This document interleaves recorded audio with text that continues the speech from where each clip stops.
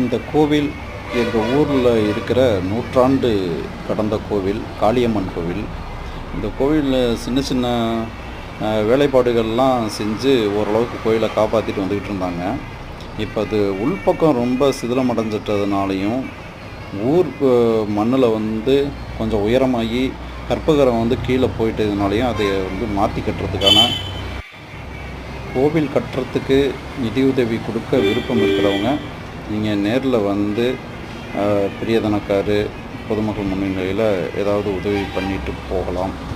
மற்றபடி சாமி கோயில் கட்ட சொன்னிச்சா, கோயில் கட்டுறதுக்கு பதில் பள்ளிக்கூடம் கட்டலாம் அப்படின்றவங்க உதவி செய்ய தேவையில்லை.